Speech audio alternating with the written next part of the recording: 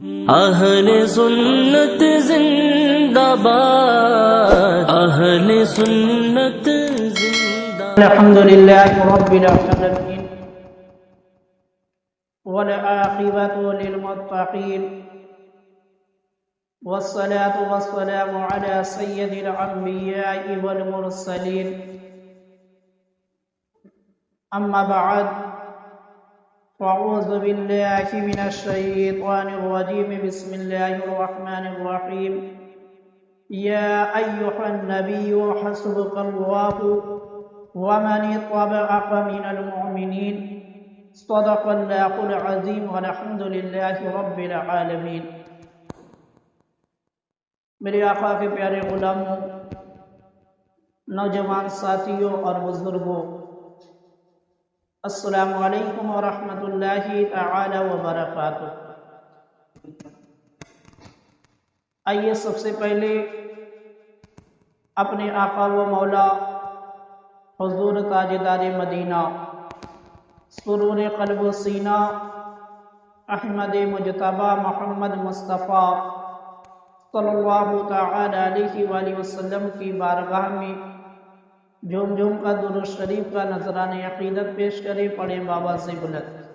اللہم صلی علی سیدنا صفینا مولانا محمد مبارک وسلم، صلو علیہ الصلاۃ والسلام علیک یا رسول اللہ صلی اللہ تعالی علیہ وآلہ وسلم۔ آج کی شب ماہ ذوالحجہ کی 26ویں شب ہے، اور یہ تاریخ یعنی جو 26ویں شب ہے، ایسی شب ہے کہ اسی شب کے اندر جو ہے خلیفہ دوم امیر المومنین حضرت عمر فاروق اعظم رضی اللہ تعالی عنہ پر حملہ ہوا تھا، اور آپ نے یکم محرم کو جام شہادت نوش کیا تھا۔ یعنی آج کی جو تاریخ ہے وہ حضرت عمر فاروق اعظم رضی اللہ تعالی عنہ سے تعلق رکھتی ہے۔ خطبہ مسنونہ کے بعد میں نے جس آیت کریمہ کی تلاوت کرنے کا شرف حاصل کیا ہے، اللہ تعالیٰ قرآن مجید کے اندر ارشاد فرماتا ہے، یا ایھا النبی حسبک اللہ ومن اتبعک من المؤمنین، اے میرے محبوب، اے غیب کی خبر دینے والے نبی، اللہ تمہیں کافی ہے۔ اللہ تعالیٰ نے اس آیت کریمہ کے اندر جو ہے اپنے محبوب سے یہ فرمایا کہ اے میرے محبوب، اللہ تمہارے لیے کافی ہے، اللہ تمہارے لیے کافی ہے، اور یہ جتنے مومنین ہیں، یعنی جتنے لوگوں نے کلمہ تمہارا پڑھ لیا ہے، یہ مومنین بھی تمہارے لیے کافی ہیں۔ اللہ تعالیٰ نے اس آیت کریمہ کے اندر اپنے محبوب کو دو چیزوں کی جو ہے خوشخبری سنائی۔ پہلی چیز تو اللہ نے یہ بتایا کہ اے محبوب، گھبرانے کی ضرورت نہیں ہے، اے محبوب پریشان ہونے کی ضرورت نہیں ہے، کیونکہ اللہ جو ہے وہ تمہارے لیے کافی ہے۔ اللہ تمہارے لیے کافی ہے، یعنی اللہ کی مدد جو ہے وہ تمہارے ساتھ ہے، اللہ کی مدد تمہارے ساتھ ہے۔ اور اللہ تعالیٰ نے بتایا کہ اے محبوب، جہاں پر اللہ کی مدد تمہارے ساتھ ہے، وہیں پر مومنین جو کلمہ پڑھ چکے ہیں، جو دائرے اسلام میں داخل ہو چکے ہیں، ان کی بھی مدد تمہارے ساتھ ہے، ان کی بھی مدد تمہارے ساتھ ہے، یعنی وہ بھی تمہارے ساتھ ہے۔ اب دیکھو میرے مسلمان بھائیوں، اللہ تعالیٰ نے اس آیت کریمہ کے اندر جو ہے یہ بتایا کہ مومنین جو ہیں وہ اپنے محبوب کے لیے کافی ہیں، مددگار ہیں۔ تو اب آخر اس آیت کریمہ کا شان نزول کیا ہے؟ یعنی اللہ تعالیٰ نے یہ کب فرمایا، یہ آیت کریمہ کب نازل ہوئی؟ تو میرے مسلمان بھائیوں، حضرت عبداللہ بن عباس فرماتے ہیں، حضرت عبداللہ بن عباس فرماتے ہیں کہ یہ آیت کریمہ جو ہے اس وقت نازل ہوئی جب حضرت عمر فاروق اعظم رضی اللہ تعالی عنہ نے اسلام قبول کیا۔ جب حضرت عمر فاروق اعظم نے اسلام قبول کیا تب یہ آیت کریمہ جو ہے نازل ہوئی کہ اللہ تعالیٰ نے فرمایا کہ اے محبوب اللہ تمہارے لیے کافی ہے اور مومنین جو ہے وہ بھی تمہارے لیے کافی ہیں۔ تو اب جب حضرت عمر نے اسلام قبول کیا تو اس وقت جو ہے مومنین کی تعداد کتنی تھی، یعنی کتنے لوگ جو ہے دائرہ اسلام میں داخل ہوئے تھے؟ آخر اللہ تعالیٰ فرماتا ہے کہ اے محبوب مومنین جو دائرہ اسلام میں داخل ہو چکے ہیں ان کی مدد جو ہے تمہارے ساتھ ہے۔ تو معلوم کیا ہوتا ہے کہ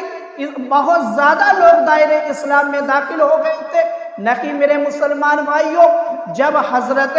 عمر فاروق اعظم رضی اللہ تعالی عنہ دائرہ اسلام میں داخل ہوئے ہیں تو اس وقت جو ہے مومنین کی تعداد جو تھی صرف 39 تھی، صرف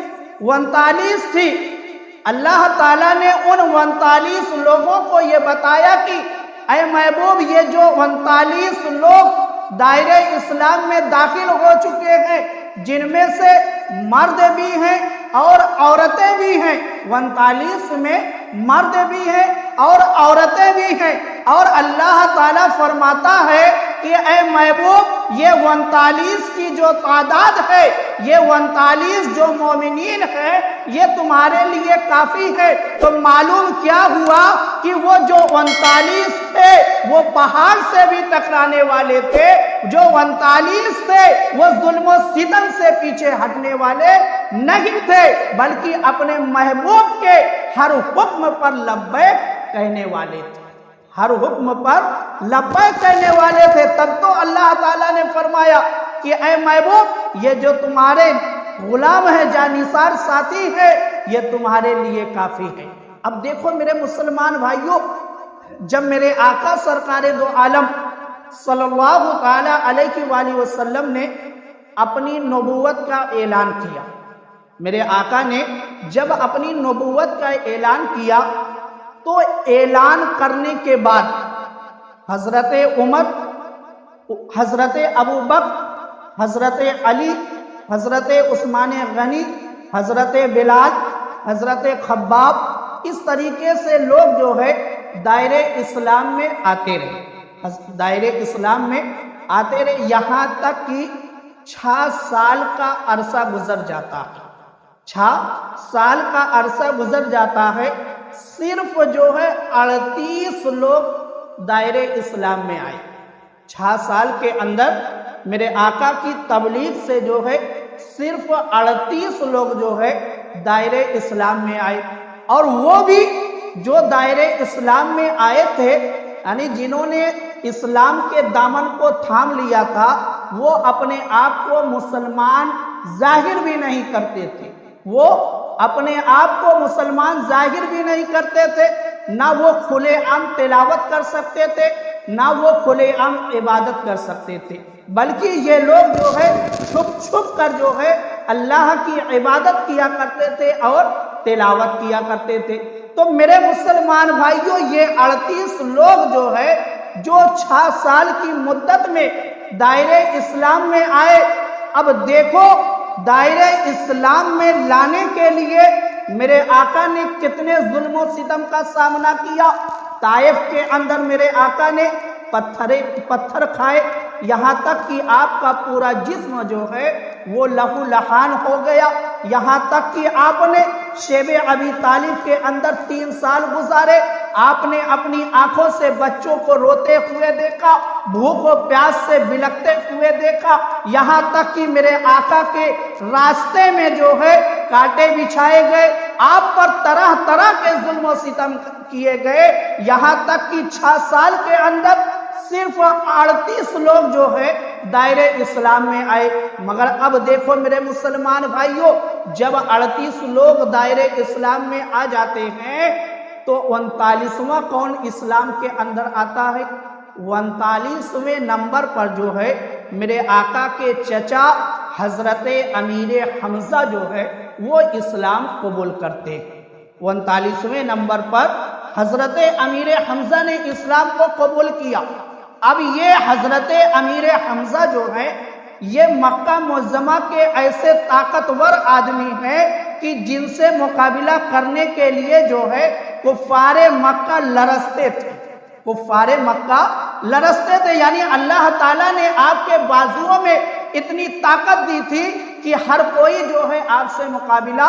نہیں کر پا رہا تھا۔ مگر اب دیکھو میرے مسلمان بھائیوں، 39ویں نمبر پر جب حضرت امیر حمزہ نے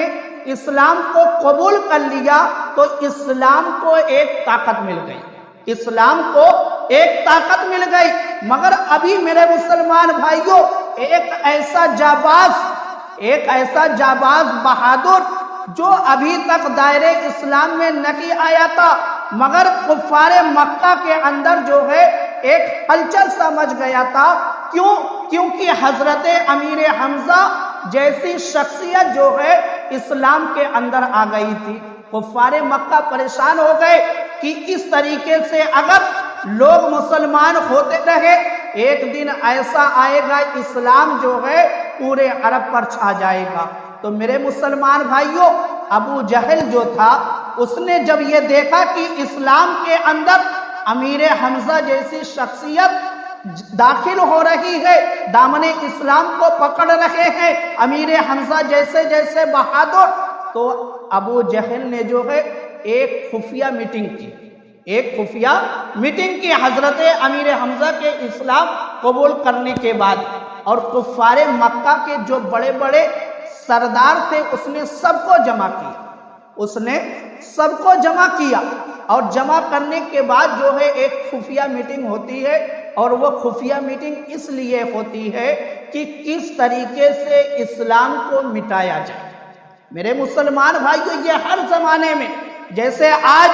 کچھ لوگ اسلام کو مٹانے کے لیے طرح طرح کی حکمتیں اپنا رہے ہیں کہ کہیں مسلمانوں کو نماز پڑھنے سے روکا جا رہا ہے، کہیں اذان سے روکا جا رہا ہے، کہیں ٹوپی پہننے سے روکا جا رہا ہے، کہیں داڑھی سے روکا جا رہا ہے۔ اس طریقے سے ہر زمانے میں جو ہے اسلام کو مٹانے کی کوشش کی جاتی رہی، مگر اسلام کی فطرت میں جو ہے قدرت نے ایسی لچک دی ہے کہ اس کو جتنا دباؤ گے اتنا ہی ابھرتا چلا جائے گا۔ تو میرے مسلمان بھائیوں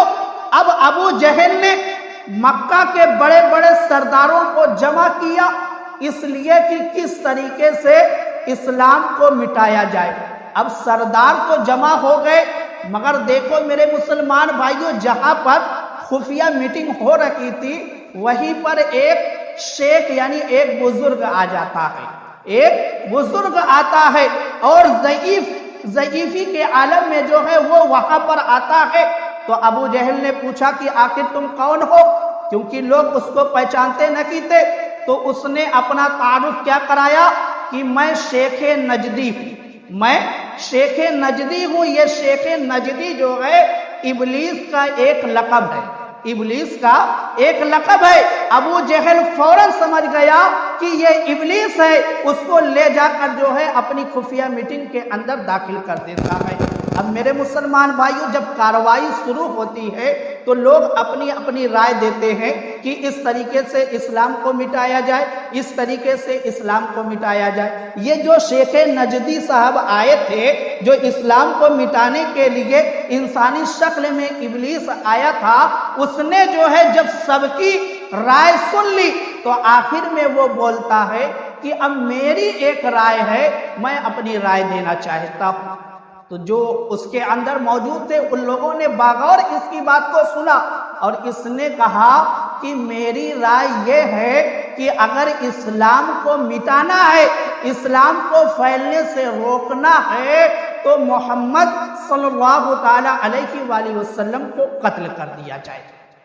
یعنی اس نے یہ تدبیر بتائی، یہ طریقہ بتایا کہ اسلام کو ختم کرنے کے لیے محمد صلی اللہ تعالی علیہ وآلہ وسلم کو قتل کر دیا جائے۔ مگر میرے مسلمان بھائیوں یہ کام کرے گا کون؟ اب جب یہ رائے ہو جاتی ہے کہ قتل کیا جائے، اب معاملہ یہ آتا ہے کہ قتل کرے گا کون، قتل کرے گا کون؟ تو اسی مجمع میں جو ہے عمر فاروق اعظم بھی موجود تھے، کیونکہ آپ بھی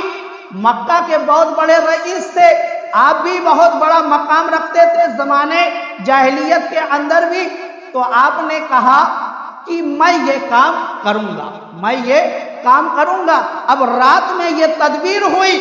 رات میں یہ مشن بنایا گیا۔ ادھر دیکھو میرے مسلمان بھائیوں کہ لوگ محمد الرسول اللہ صلی اللہ تعالی علیہ وآلہ وسلم کے قتل کرنے کا منصوبہ بنا رکھے ہیں، اور عمر جو ہے وہ ذمہ داری لے رہے ہیں۔ اور ادھر دیکھو کہ میرے آقا دار ارقم کے اندر حضرت ارقم رضی اللہ تعالی عنہ کے گھر میں میرے آقا دعا کر رکھے ہیں کہ مولا عمر کو یا ابو جہل کو جو ہے ان دونوں کے ذریعے سے کسی ایک کو چن کر جو ہے اسلام کو عزت عطا فرما دے۔ میرے آقا دعا کر رکھے ہیں، میرے آقا دعا کر رہے ہیں کہ مولا جو ہے عمر کو، اگر عمر تجھے پسند ہے تو عمر کے ذریعے سے جو ہے اسلام کو عزت عطا فرما۔ ادھر عمر جو ہے میرے آقا کے قتل کرنے کا مشن بنا رکھے ہیں، اور ادھر میرے آقا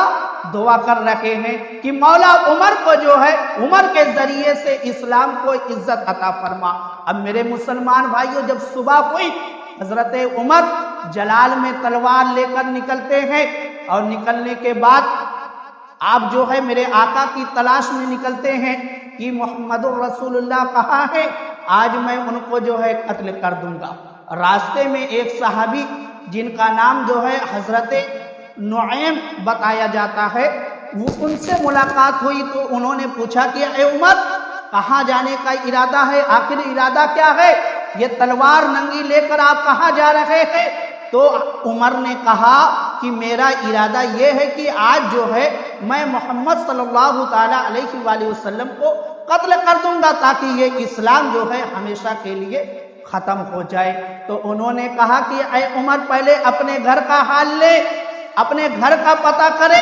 کیونکہ تمہاری بہن فاطمہ نے بھی کلمہ پڑھ لیا ہے، تمہارے بہنوئی جو ہے انہوں نے بھی کلمہ پڑھ لیا ہے۔ اب جب حضرت عمر نے یہ سنا تو آپ کے جلال میں جو ہے اور اضافہ ہو گیا کہ میں جن کو مٹانے کے لیے جا رہا تھا، جس اسلام کو میں مٹانا چاہتا تھا، وہ اسلام تو میرے گھر میں آ چکا ہے۔ وہ جلال کے اندر جو ہے اپنی بہن کے گھر پہنچتے ہیں، اور جب دروازے پر پہنچتے ہیں دروازہ تو بند ہوتا ہے، مگر اندر جو ہے وہ حضرت فاطمہ اور حضرت سعید جو ہے یعنی حضرت عمر کی بہن اور بہنوئی جو ہے وہ تلاوت قرآن مجید کر رہے تھے،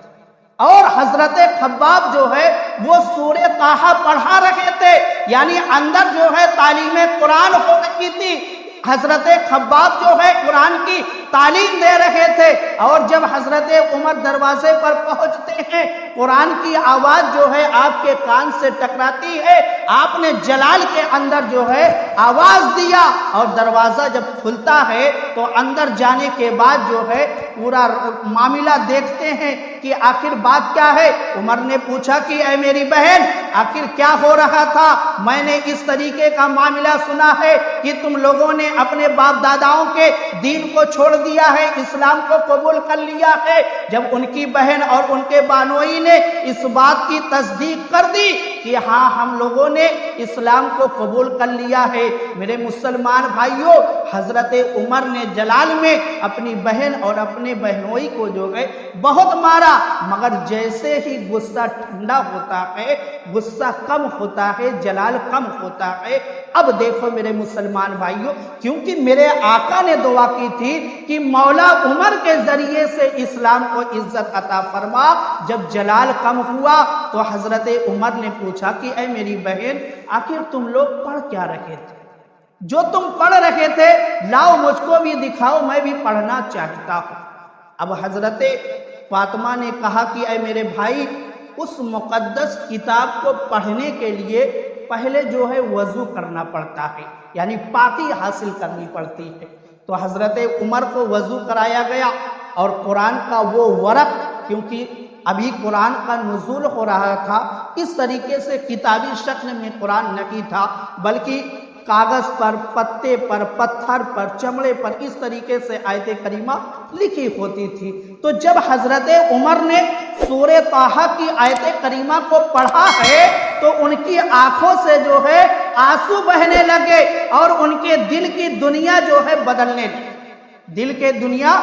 کی دنیا بدلنے لگی۔ جیسے جیسے حضرت عمر سورہ طٰہٰ کی تلاوت کرتے جا رہے ہیں، آپ کے دل کی دنیا بدلتی چلی جا رہی ہے۔ آخر میں پکار اٹھتے ہیں کہ اے میری بہن، مجھ کو محمد کے دربار میں جلدی لے چلو، میں بھی کلمہ پڑھ کے مسلمان ہونا چاہتا ہوں، میں بھی مسلمان ہونا چاہتا ہوں۔ اب دیکھو میرے مسلمان بھائیوں، عمر جیسا بہادر اسلام کے دامن میں آ رہا ہے۔ جب حضرت عمر کو دار ارقم میں لے جایا جاتا ہے، کیونکہ میرے آقا اس وقت دار ارقم کے اندر موجود تھے، حضرت ارقم رضی اللہ تعالیٰ عنہ کے مکان پر میرے آقا جلوہ گر تھے اور وہاں پر صحابہ کرام بھی تھے۔ جب صحابہ کرام نے دیکھا کہ عمر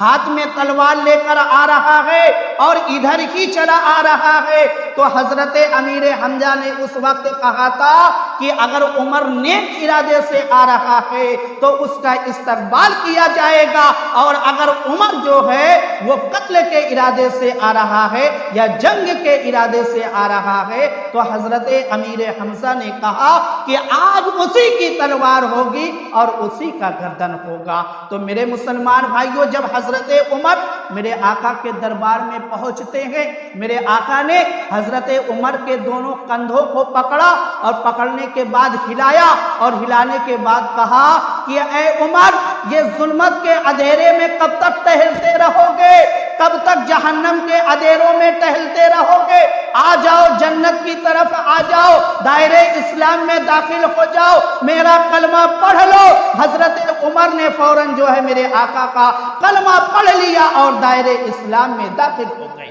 اب یہاں سے دیکھو میرے مسلمان بھائیوں، جیسے کچھ لوگ کہتے ہیں کہ اسلام جو ہے تلوار کی وجہ سے، تلوار کے زور پر پھیلا ہے۔ یہاں پر دیکھو تلوار کس کے ہاتھ میں ہے اور کلمہ کون پڑھ رہا ہے؟ تلوار بھی عمر کے ہاتھ میں ہے اور کلمہ پڑھانے والی شخصیت میرے آقا کی ہے۔ معلوم کیا ہوا کہ اسلام تلوار کے زور سے نہیں پھیلا ہے، کیونکہ اگر تلوار کے زور سے پھیلا ہوتا تو وہ تلوار جو ہے میرے آقا کے ہاتھ میں ہوتی، عمر کے ہاتھ میں نہ ہوتی، عمر کے ہاتھ میں نہ ہوتی۔ اب حضرت عمر نے جب اسلام قبول کر لیا، اب میرے آقا نے دعا کیا کی تھی؟ میرے آقا نے دعا کی تھی مولا عمر کے ذریعے سے اسلام کو عزت عطا فرما، اسلام کو عزت عطا فرما۔ اب جب دیکھو حضرت عمر دائرے اسلام میں آ گئے تو اسلام کے اندر کتنا پریورتن آیا، اسلام کو کتنی عزت حاصل ہوئی۔ جب حضرت عمر نے کلمہ طیبہ پڑھا ہے، آپ دائرے اسلام میں داخل ہوئے ہیں، تو صحابہ کرام کے اندر ایک ایسا جذبہ پیدا ہوا، اتنی خوشی کا عالم ہوا کہ دائرہ ارقم سے جو ہے صحابہ کرام نے ایک ایسا نعرہ لگایا تھا کہ پورے مکہ کے اندر جو ہے وہ اس نعرے کی گونج سنی گئی۔ خانہ کعبہ سے جو ہے صحابہ کرام کے نعرے کی تکرار جو تھی وہ بار بار سنی جاتی رہی، یعنی صحابہ کرام کے اندر جو ہے ایک عجیب سی ہلچل پیدا ہو گئی۔ ہر صحابی جو ہے وہ خوش ہو گیا، کیونکہ آج اسلام کو جو ہے عمر جیسا بہادر مل گیا، آج اسلام کو عمر جیسا بہادر مل گیا۔ اور میرے مسلمان بھائیوں، حضرت عمر کے اسلام میں داخل ہونے پر صرف زمین والوں نے خوشی نہیں منائی تھی، بلکہ آسمان والوں نے بھی، ملائکہ نے بھی حضرت عمر کے دائرے اسلام میں داخل ہونے پر خوشیاں منائی تھی۔ آسمان والوں نے بھی، ملائکہ نے بھی خوشیاں منائی تھی۔ اب دیکھو میرے مسلمان بھائیوں، یہی حضرت عمر ہیں، جب دائرے اسلام میں آتے ہیں صحابہ اکرام کے اندر ایک الگ جذبہ ہے۔ اب حضرت عمر نے پوچھا کہ یا رسول اللہ، کیا ہم لوگ حق پر نہیں ہیں؟ کیا ہم لوگ حق پر نہیں ہیں؟ تو میرے آقا نے پوچھا کہ اے عمر آخر وجہ کیا ہے، معاملہ کیا ہے؟ تو حضرت عمر نے کہا کہ جب ہم لوگ حق پر ہیں، جب ہمارا رب حق ہے، جب ہمارا رسول حق ہے، ہمارا قرآن حق ہے، تو پھر ہم یہ چھپ چھپ کر کیوں عبادت کرتے ہیں؟ کیوں ہم چھپ چھپ کر عبادت کرتے ہیں؟ جن کا معبود باطل ہے وہ کھلے عام خانہ کعبہ کے اندر اپنی عبادت کرتے ہیں۔ ہمارا رب تو حق ہے، ہمارا رسول تو حق ہے، ہماری کتاب تو حق ہے، اس لیے آج سے جو ہے ہم چھپ کر عبادت نہیں کریں گے، بلکہ علی الاعلان جو ہے ہم خانہ کعبہ کے اندر عبادت کریں گے۔ وہ دن ہے کہ اس سے پہلے جو ہے کوئی بھی مسلمان خانہ کعبہ کے اندر عبادت نہیں کر سکتا تھا، مگر اب دیکھو جب حضرت عمر نے اسلام قبول کر لیا، اب وہی دار ارقم ہے، میرے آقا دار ارقم میں جہاں پر عبادت کیا کرتے تھے، صحابہ اکرام کو تعلیم دیا کرتے تھے، حضرت عمر نے تمام مسلمانوں کو لیا اور کہا کہ آج سے جو ہے ہم خانہ کعبہ کے اندر عبادت کریں گے۔ اب مسلمان دو صف بنا کر نکلتے ہیں، ایک صف میں جو ہے حضرت امیر حمزہ آگے آگے ہے، ایک صف میں حضرت عمر آگے آگے ہے۔ میرے آقا صحابہ اکرام کی انجمن میں جھرمٹ میں جو ہے بیچ میں میرے آقا تشریف لے جا رہے ہیں۔ اس وقت جو ہے خانہ کعبہ جو تھا وہ پہاڑیوں سے گھرا ہوا تھا۔ جب وہ خانہ کعبہ پہاڑیوں سے گھرا ہوا تھا تو اس وقت جب یہ منظر پیش آ رہا تھا، یعنی صحابہ اکرام حضرت عمر اور حضرت امیر حمزہ کے ساتھ خانہ کعبہ کی طرف جا رہے تھے اور خانہ کعبہ میں پہنچنے کے بعد عبادت کر رہے تھے، تو کفار مکہ جو تھے وہ پہاڑیوں پر چڑھ چڑھ کر مسلمانوں کو دیکھ رہے تھے، مگر کسی بھی کفار کے اندر یہ ہمت نہیں ہو رہی تھی کہ وہ مسلمانوں کو روک دے، کیونکہ عمر جیسا بہادر اسلام کے اندر آ گیا تھا، عمر جیسا بہادر اسلام کے اندر آ گیا تھا، کوئی بھی کفار جو ہے روکنے والا نہیں تھا، کوئی بھی کفار روکنے کے لیے نہیں آیا۔ اس وقت سے جو ہے مسلمان علی اعلان جو ہے عبادت کرنے لگے اور اپنے آپ کو ظاہر کرنے لگے کہ میں نے بھی جو ہے کلمہ طیبہ پڑھ لیا ہے۔ اب دیکھو میرے مسلمان بھائیوں، حضرت عمر سے پہلے جو مسلمان ہوتے تھے وہ اپنے اسلام کو، اپنے آپ کے مسلمان ہونے کو چھپاتے تھے، مگر جب حضرت عمر مسلمان ہوئے، دائرہ اسلام میں داخل ہوئے، آپ جو ہے اسلام کو قبول کرنے کے بعد ابو جہل کے دروازے پر پہنچتے ہیں اور اس کی زنجیر کو جو ہے ہلا کر آواز دیتے ہیں، کہتے ہیں اے ابو جہل، کیونکہ ابو جہل جو ہے رشتے میں حضرت عمر کا ماموں لگتا تھا، رشتے میں حضرت عمر کا ماموں لگتا تھا۔ حضرت عمر نے جو ہے آواز دی، اندر سے ابو جہل بولتا ہے کون ہے؟ تو عمر نے کہا کہ میں عمر ہوں۔ تو ابو جہل نے پوچھا آخر بات کیا ہے، وجہ کیا ہے؟ تو حضرت عمر نے کہا کہ میں نے بھی اسلام کو قبول کر لیا ہے، مگر دیکھو حضرت عمر کے جلال کو دیکھو، حضرت عمر کی بہادری کا چرچا دیکھو، ایسا پھیلا ہوا تھا کہ ہر کسی کے دل میں جو ہے ایک عجیب سی ہیبت پھیلی ہوئی تھی۔ جب حضرت عمر نے یہ اعلان کیا کہ اے ابو جہل میں نے بھی اسلام کو قبول کر لیا ہے، ابو جہل دروازہ کھول کے باہر آنے کے بجائے جو ہے اپنے دروازے کو اندر سے بند کر لیتا ہے، اندر سے دروازہ بند کر لیتا ہے۔ عمر کے علاوہ جتنے مسلمان ہوتے تھے سب پر ظلم و ستم کے پہاڑ یہی ابو جہل توڑتا تھا، مگر عمر کا نام سننے کے بعد ابو جہل نے جو ہے اندر سے اپنے دروازے کو بند کر لیا، باہر نہیں آیا۔ اس طریقے سے حضرت عمر ایک ایک سردار کے دروازے پر گئے اور سب کو بتایا کہ میں نے جو ہے آج اسلام کے دامن کو تھام لیا ہے، مگر کوئی بھی سردار جو ہے باہر نکل کے یہ پوچھنے کے لیے نہیں آیا کہ اے عمر تم نے کیوں اسلام کو قبول کر لیا ہے؟ ظلم کرنا تو دور کی بات ہے۔ مگر میرے مسلمان بھائیوں، اب شان دیکھو، حضرت عمر کی شان جو ہے میرے آقا نے جگہ جگہ بیان کی ہے، میرے آقا نے جگہ جگہ بیان کی ہے۔ یہاں تک کہ حدیث پاک کے اندر ملتا ہے کہ میرے آقا سرکار دو عالم صلی اللہ تعالی علیہ وآلہ وسلم نے ارشاد فرمایا کہ اگر میں خاتم النبیین بن کر نہ آتا، یعنی میرے آقا کے بعد اگر نبوت کا سلسلہ بند نہ ہوا ہوتا تو میرے آقا فرماتے ہیں میرے بعد عمر نبی ہوتے، میرے بعد عمر نبی ہوتے۔ میرے آقا نے اس طریقے سے حضرت عمر کی شان بیان کی، اس طریقے سے میرے آقا نے حضرت عمر کی شان بیان کی کہ اگر میرے بعد نبوت کا سلسلہ بند نہ ہوا ہوتا تو میرے بعد جو ہے عمر نبی ہوتے، مگر نبوت کا سلسلہ بند ہو چکا ہے، اس لیے میرے بعد عمر نبی نہیں ہے۔ اور ایک روایت کے اندر ملتا ہے کہ میرے آقا سرکار دو عالم صلی اللہ تعالی علیہ وآلہ وسلم نے ارشاد فرمایا کہ اللہ تعالیٰ نے ہر نبی کو 2 وزیر عطا فرمائے ہیں، اللہ تعالیٰ نے ہر نبی کو 2 وزیر عطا فرمائے ہیں، مگر میرے آقا فرماتے ہیں اللہ تعالیٰ نے مجھ کو 4 وزیر عطا فرمائے، 2 زمین پر 2 آسمان پر۔ اور زمین پر جو 2 وزیر ہیں میرے آقا کے، ایک حضرت ابو بکر ہے اور ایک حضرت عمر ہے، ایک حضرت ابو بکر ہے اور ایک حضرت عمر ہے۔ اور میرے آقا نے اس طریقے سے حضرت عمر کی شان بیان کی ہے کہ میرے آقا فرماتے ہیں جس راستے سے میرا عمر گزر جاتا ہے اس راستے سے شیطان نہیں گزرتا ہے۔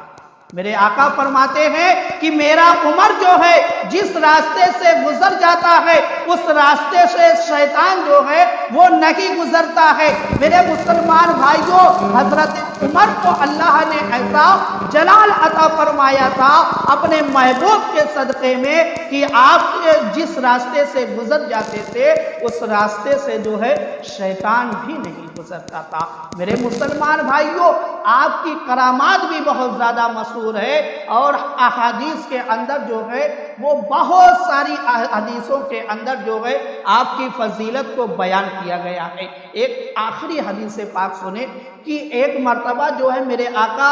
صحابہ اکرام کے مجمع میں جمع تھے، میرے آقا صحابہ اکرام کے مجمع میں بیٹھے ہوئے تھے، اتنے میں حضرت جبریل علیہ السلام تشریف لائے اور تشریف لانے کے بعد کہا کہ یا رسول اللہ عمر آنے والے ہیں، یا رسول اللہ عمر آنے والے ہیں، ان کے لیے بھی جگہ مطلب چھوڑ دی جائے۔ اس طریقے سے بار بار حضرت جبریل میرے آقا کو مخاطب کر کے یہ کہتے رہے کہ یا رسول اللہ عمر آنے والے ہیں، عمر آنے والے ہیں۔ تو میرے آقا نے پوچھا کہ یا اے جبریل، عمر کو جو ہے کیا آسمان والے بھی جانتے ہیں؟ عمر کو کیا آسمان والے بھی جانتے ہیں؟ تو حضرت جبریل نے کہا کہ یا رسول اللہ عمر کو جو ہے زمین والوں سے زیادہ آسمان والے جانتے ہیں، زمین والوں سے زیادہ آسمان والے جانتے ہیں۔ اب پھر میرے آقا نے فرمایا کہ اے جبریل میرے عمر کی تعریف بیان کرو، اے جبریل میرے عمر کی تعریف بیان کرو، کیونکہ جب تم جانتے ہو عمر کو تو عمر کی کچھ تعریف بیان کرو۔ تو حضرت جبریل نے فرمایا کہ یا رسول اللہ عمر کی شان تو اتنی بلند ہے، اتنی بلند ہے کہ اگر مجھ کو جو ہے حضرت نوح علیہ السلام کی عمر عطا کی جائے پھر بھی عمر کی شان جو ہے ختم نہیں ہوگی۔ حضرت نوح علیہ السلام کی عمر 950 سال تھی، 950 سال تھی۔ تو حضرت جبریل فرماتے ہیں کہ اگر اللہ تعالیٰ مجھ کو حضرت نوح کی عمر عطا فرما دے اور میں حضرت عمر کی شان بیان کرنا شروع کروں، بیان کرتے کرتے میری عمر جو ہے وہ ختم ہو جائے گی، مگر حضرت عمر کی شان نہیں ختم ہوگی، حضرت عمر کی شان نہیں ختم ہوگی۔ تو میرے مسلمان بھائیوں، خلفائے راشدین میں